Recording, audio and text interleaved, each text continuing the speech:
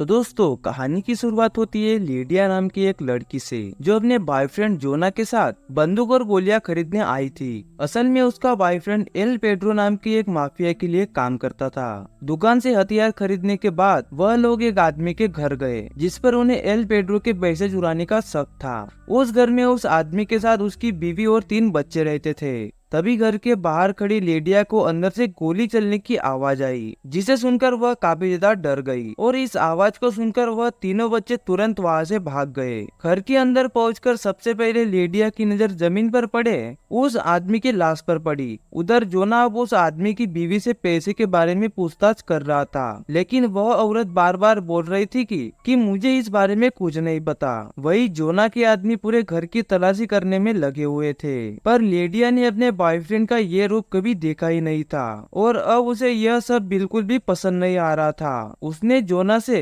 उस औरत को छुड़ाने को कहा, पर लेडिया की बात सुनने की बजाय जोना ने उसे उसके हाथ में बंदूक थमा दी। अगर मुझसे सच में प्यार करती हो तो इस औरत को गोली मार दो, इस औरत को गोली मारो। पर लीडिया इसके लिए बिल्कुल भी तैयार नहीं थी और जोना के बार बार जबरदस्ती करने की वजह से वह बहुत ज्यादा डर गई थी और फिर उसने घबराहट में गलती से जोना पर ही गोली चला दी। और जब उसे अपनी गलती का एहसास हुआ तो वह खुद को बचाने के लिए तुरंत वहां से भाग गई। उधर लीडिया के पिता जॉन अपने दोस्तों को अपनी फौज की कहानियां सुना रहे थे, जिसके बाद जॉन ने उन्हें बताया कि कैसे शराब के नशे में किसी का खून करने के आरोप में उसे 7 साल के लिए जेल जाना पड़ा था। जॉन का सबसे करीबी दोस्त केबी था, जिसे वह अपने फौज के दिनों से जानता था। असल में जॉन का तलाक काफी समय पहले ही हो गया था और अब वो एक वैन में बिल्कुल अकेला रहता है। साथ ही फौज से निकलने के बाद उसने टैटू आर्टिस्ट का काम शुरू कर दिया और अब तो वह लेडिया से भी बहुत ही कम मिल पाता था। थोड़ी देर बाद उसे लेडिया का फोन आया, जिसने उसे बताया कि वह अपने घर को छोड़कर कहीं और शिफ्ट होने वाली है और इसके लिए उसे $2000 की जरूरत है। असल में लेडिया जोना के आदमियों से बचकर भाग रही थी, पर वो ये बात अपने पिता को नहीं बताना चाहती थी। पर जॉन उसकी बात सुनते ही समझ गया कि उसकी बेटी किसी बहुत ही बड़ी मुसीबत में है और इसीलिए उसने पैसे न होने के बावजूद भी जल्द से जल्द उस तक पैसे पहुंचाने का वादा किया।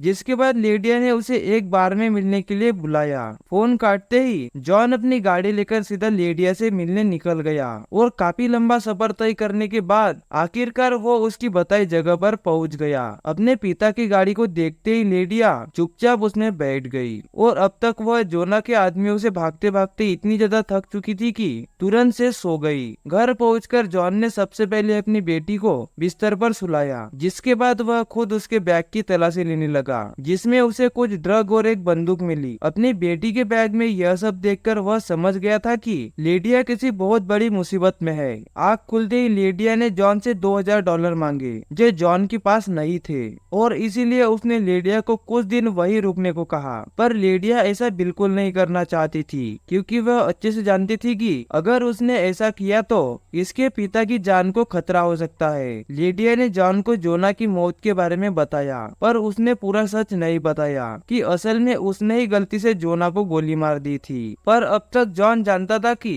पुलिस चारों ओर लेडिया के पीछे लगी हुई थी और इसीलिए उसने लेडिया को एक हफ्ते तक वही रुकने को कहा। उसी शाम जॉन ने केबी से $2000 मांगे, जिसके लिए उसने साफ इनकार कर दिया। असल में केबी का मानना था कि लेडिया इन पैसों को नशे में बर्बाद कर देगी। लेडिया को सबसे पहले डॉक्टर के पास ले जाना चाहिए। उसी रात कुछ आदमी जॉन से टैटू बनवाने के बहाने उसके पास आए, पर उन्हें देखते ही समझ गया था कि वह लेडिया को लेने आए हैं और इसीलिए उसने तुरंत सभी दरवाजे और खिड़कियां बंद कर दिए। जिसके बाद उन लोगों ने उसकी वैन को तोड़ना शुरू कर दिया, पर तभी कैबी और उसके साथी जॉन की मदद करने के लिए वहां पहुंच गए। जिसके बाद उन आदमियों के पास वहां से भागने के सिवा और कोई चारा ही नहीं था। अपनी बेटी की जान बचाने के लिए जॉन ने तुरंत ही अपनी जगह बदलने का फैसला किया, जिसके बाद वह लेडिया के साथ तुरंत वहां से नई जगह निकल गया। अब तक लेडिया भी समझ गई थी कि पुलिस के साथ साथ वो गैंगस्टर के आदमी भी उसे ढूंढ रहे हैं और इसीलिए उसने अपने पिता को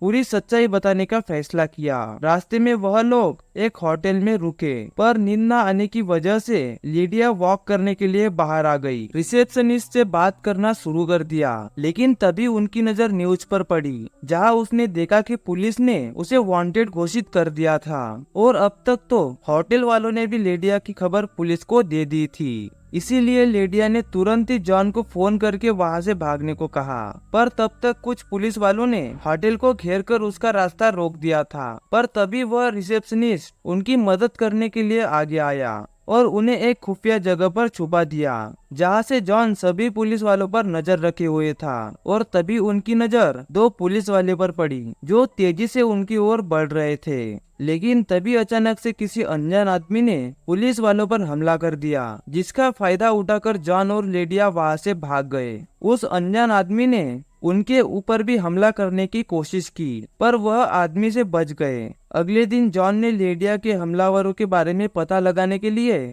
अपने जेल के एक पुराने दोस्त जैक को फोन किया। असल में जैक एक पुराना माफिया लीडर था, जिसकी अंडरवर्ल्ड में बहुत ही गहरी जान पहचान थी, और अपने दोस्त की मदद करने के लिए जैक तुरंत तैयार हो गया।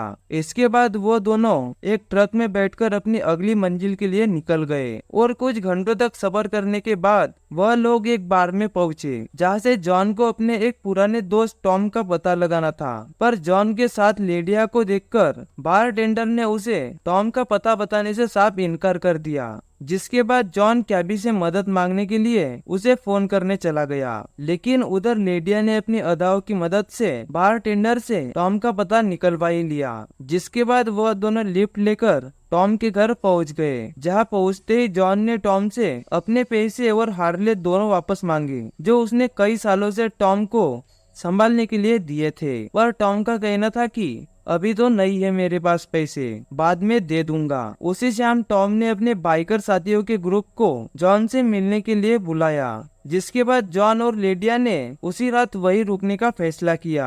अगली सुबह टॉम और उसकी बीवी ने जॉन और लीडिया को बंदूक के दम पर कैद कर लिया। असल में उन्हें पता लग गया था कि जॉन और लीडिया बचकर भाग रहे थे, और इसीलिए उन्होंने लीडिया को गिरफ्तार करवा के सरकारी इनाम लेने का फैसला किया। जॉन को इस बात से इतना गुस्सा आया कि उसने तुरंत ही टॉम की बीवी पर हमला करके उसके हाथ से बंदूक छीन ली, जिसके बाद उसने टॉम से कहा कि चुपचाप मेरी बाइक और सारे पैसे अभी वापस दे। गुस्से में होने के बावजूद भी जॉन ने अपने दोस्ती की खातिर टॉम को जिंदा छोड़ने का फैसला किया। अपने पैसे और बाइक लेकर वह दोनों तुरंत अपनी मंजिल की ओर निकल गए, पर रास्ते में टॉम के कई आदमियों ने उन्हें पकड़ने की कोशिश की, पर जॉन ने टॉम के घर से चुराए हुए हथियार की मदद से उन सभी को बड़ी आसानी से हरा दिया।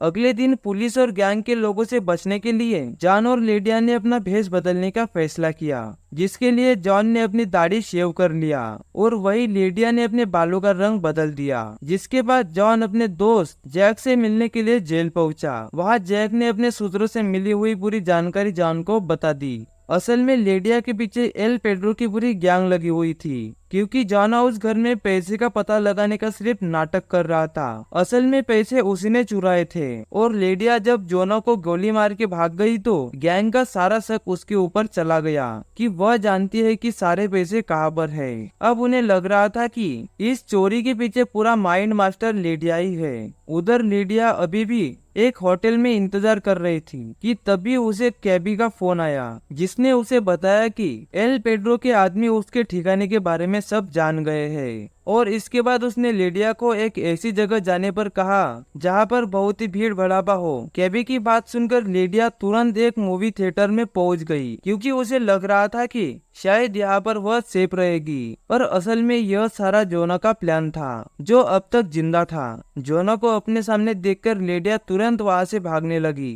पर तभी जोना के आदमियों ने उसे पकड़ लिया। उधर जैक से मिलने के बाद जॉन ने लीडिया को फोन करने की कोशिश की, पर वह फोन उठा ही नहीं रही थी। इसलिए जॉन ने कैबी को फोन करके लीडिया के बारे में पूछा, पर कैबी को फोन करने पर उसे पता चला कि जोना ने उसे पहले ही मार दिया था। अपने सबसे करीबी दोस्त की मौत और अपनी बेटी के किडनैप होने की खबर सुनकर जॉन गुस्से से भर चुका था। जॉन से मिलने का फैसला किया। जॉन ने कहा कि अगर मुझे ढूंढने की कोशिश की तो मैं लिडिया को जान से मार दूंगा। पर जवाब में जॉन ने कहा कि मार दे, एक काम कर, तू मार दे, तू मार के दिखा, फिर मैं एल पेड्रो को तेरे सारे कच्चे चिट्ठा बता दूंगा कि कैसे तूने ही उनके पैसे चुराए हैं। पर जॉना के पास जाने से पहले जॉन टॉम के घर गया, जहाँ उसने कई सारे ग्रेनेड उठाए जिन्हें वो जोना के आदमियों को खत्म करने के लिए इस्तेमाल करने वाला था। लेकिन जब इस बार टॉम ने उसे रोकने की कोशिश की तो उसे मजबूरन अपने दोस्त को मारना पड़ा। जोना की बताई हुई जगह पर पहुंचकर सबसे पहले उसके आदमियों ने जॉन की तलाशी ली, जिसके बाद उसके हाथ बांधकर उसे भी लिडिया के साथ गाड़ी में बैठा दिया। पर जैसे ही जोना के आदमी जॉन की बाइक को रास्ते से हटाने के लिए गए तो बाइक के नीचे लगे हुए ग्रेनेड में धमाका हो गया और इसी मौके का फायदा उठाकर जॉन ने भी जोना और उसके साथियों पर हमला कर दिया। अपने हाथ बंधे होने के बावजूद भी वह उन्हें हराने में कामयाब रहा। जोना अपनी जान बचाते हुए